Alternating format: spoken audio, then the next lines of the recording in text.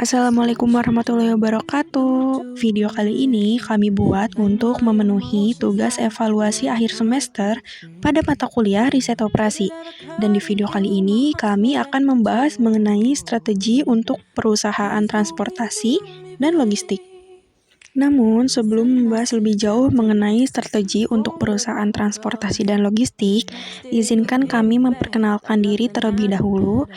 Pada kelompok ini ada 2 orang anggota mahasiswa. Yang pertama ada Dina Rizky Febriana dengan nomor induk mahasiswa 11211415 dan Putri Ahira dengan nomor induk mahasiswa 11211435. Untuk materi pertama akan dibahas oleh Dina Rizky Febriana atau aku sendiri. Nah, untuk mencapai kesuksesan, sebuah perusahaan harus memiliki strategi bisnis. Strategi bisnis dapat diartikan sebagai upaya perusahaan dalam mengambil kebijakan dan pedoman yang memiliki komitmen dan tindakan yang terintegrasi serta dirancang untuk membangun keunggulan dalam persaingan bisnis untuk memenuhi dan mencapai tujuan bisnis. Namun, sebelum menentukan detail strategi bisnis yang diaplikasikan, sebaiknya kita melakukan analisis lingkungan operasi internal dan eksternal perusahaan. Tujuan analisis adalah untuk menilai lingkungan perusahaan secara keseluruhan, baik faktor-faktor yang berada di luar maupun di dalam perusahaan, yang semuanya mempengaruhi perkembangan dan kemajuan perusahaan dalam mencapai tujuan perusahaan. Nah, terus peran atau fungsi dari analisis lingkungan itu apa aja? Nah, peran atau fungsi dari analisis lingkungan itu ada 3. Yang pertama, Policy Oriented Role. Yang kedua, Integrated Strategic Planning Role. Dan yang ketiga, Functional Oriented Role. Oke, kita bahas yang pertama itu ada Policy Oriented Role, di mana Policy Oriented Role ini bertujuan untuk memperbaiki kinerja perusahaan dengan memberikan informasi bagi manajemen level atas mengenai kecenderungan utama yang muncul dalam lingkungan perusahaan. Lalu, yang kedua ada Integrated Strategic Planning Role. Nah, si Integrated Strategic Planning Role ini bertujuan untuk memperbaiki kinerja perusahaan dengan cara membuat manajemen level atas memahami dan menyadari semua isu yang terjadi di lingkungan perusahaan yang berdampak langsung pada proses perencanaan perusahaan. Dan yang terakhir, ada Functional Oriented Role, di mana Functional Oriented Role bertujuan untuk memperbaiki kinerja perusahaan dengan menyediakan informasi lingkungan yang mempengaruhi efektivitas kinerja fungsi tertentu. Lalu berikutnya kami akan membahas mengenai analisis lingkungan eksternal. Nah, di mana analisis ini digunakan untuk mengidentifikasi posisi perusahaan terhadap persaingan dari pesaing-pesaing yang ada, ancaman-ancaman pesaing baru, ancaman produk-produk atau jasa-jasa substitusi, kekuatan menawar dari pelanggan-pelanggan, dan kekuatan menawar dari pemasok-pemasok. Dapat dilihat dari diagram di samping bahwa persaingan antar penjual dalam satu industri memiliki 4 faktor. Yang pertama ada substitusi atau pengganti. Nah, substitusi atau pengganti ini tekanan pesaing datang dari usaha-usaha pasar atau pesaing untuk merebut pasar konsumen. Lalu yang kedua ada pembeli. Yang ketiga ada pendatang baru potensial, yang dimana pendatang baru potensial ini tekanan pesaing datang dari pendatang baru yang potensial merebut pasar atau konsumen kita, serta yang keempat dari pemasok.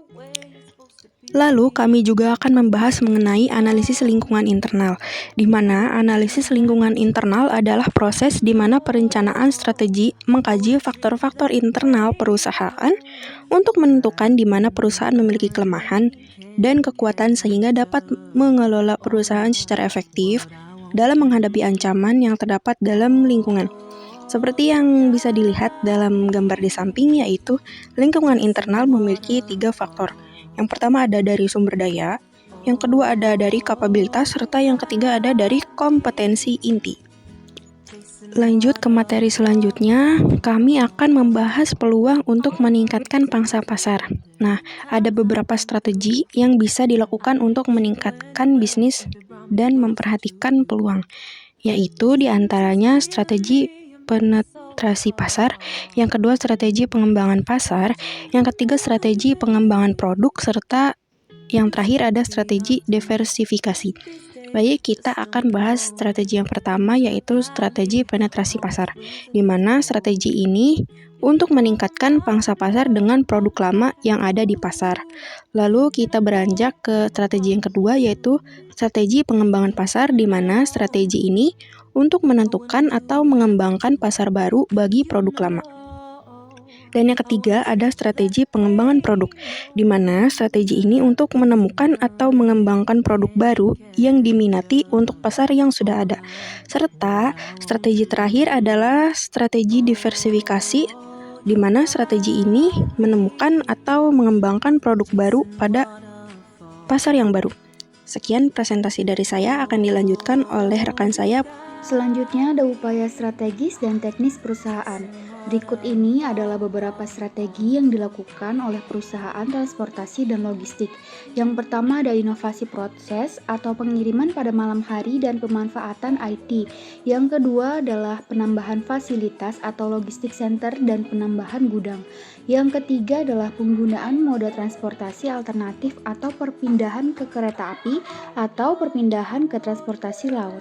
Selanjutnya ada inovasi teknis atau demountable box, dan yang terakhir ada peningkatan kompetensi atau jasa logistik terintegrasi dan sertifikasi kompetensi. Selanjutnya ada contoh kasus efisiensi pengangkutan air mineral pada PT Tirta Investama atau produsen air kemasan merek Aqua yang menginisiasi pengangkutan produk mereka dengan moda transportasi kereta api. Sebelumnya, distribusi dari pabrik di Mekarsari, Sukabumi, Jawa Barat menuju Jakarta, gudang di Ancol berjarak 96 km seluruhnya menggunakan truk dengan operasional mereka yang mengangkut 21.000 galon air atau 5% dari jumlah produksi setiap hari, dan waktu perjalanan berkisar 2,5 jam atau dengan truk sekitar 5 jam. Kemudian kereta pengangkut air berangkat pukul 19.45 waktu Indonesia Barat dari stasiun Cicurug menuju stasiun Jakarta Gudang di Ancol. Kemudian kereta kembali sekitar pukul 22 waktu Indonesia Barat ke Sukabumi dengan membawa galon air kosong. Kemudian ada manfaat yang didapat adalah efisiensi waktu, pengurangan emisi, pengurangan resiko keterlambatan truk karena kemacetan, mengurangi tingkat kerusakan jalan, dan rencana peningkatan volume distribusi dengan KA dari 8 gerbong menjadi 16 gerbong. Selanjutnya ada implementasi strategi. Yang pertama adalah sukses, yaitu hasil yang paling diinginkan perusahaan ketika perusahaan bisa memformulasikan strategi dan sekaligus bisa mengimplementasikannya secara baik. Kemudian yang kedua ada roulette atau situasi ketika strategi yang diformulasikan sebenarnya kurang baik, tetapi hasilnya tidak terlalu buruk karena perusahaan mampu mengimplementasikan strateginya secara baik. Yang ketiga ada trouble atau situasi ketika strategi perusahaan sebenarnya diformulasikan secara baik, namun implementasi strategi tersebut tidak optimal implementasinya.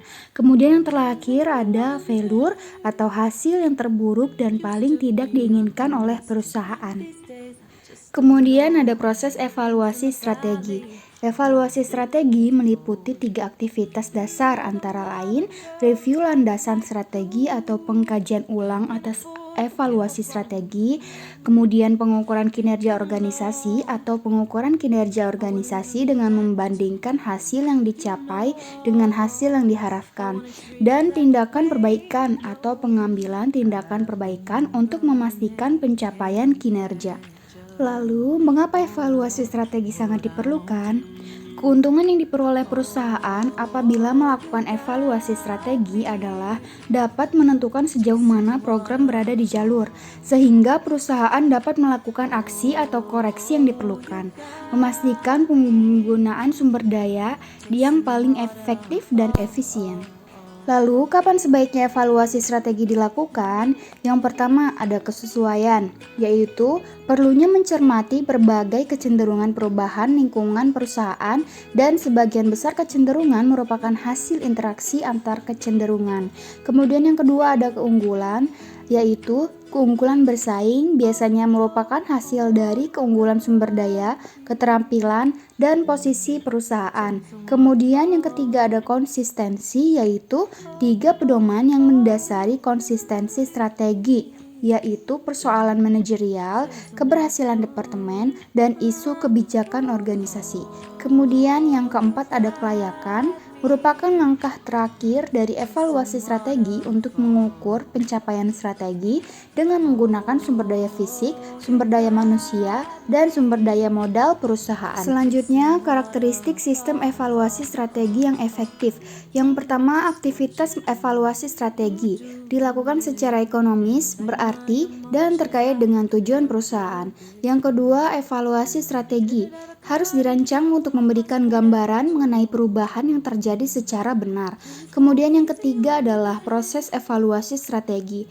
Dilakukan dengan membangun pemahaman bersama, kepercayaan bersama, dan rasional. Yang keempat, evaluasi strategi yang efektif, yaitu untuk memanfaatkan kekuatan internal dan mengeksploitasi peluang eksternal bagi pertumbuhan, memahami dan mempertahankan diri dari ancaman, serta mengatasi berbagai kelemahan internal. Kemudian yang kelima ada evaluasi strategi memungkinkan organisasi membuat dan menjalankan keputusan jangka panjang secara efektif serta mengambil tindakan korektif jika diperlukan. Sekian presentasi dari kelompok kami, Dina Rizky Febriana dan Putri Ahira. Kurang lebihnya mohon maaf. Wassalamualaikum warahmatullahi wabarakatuh.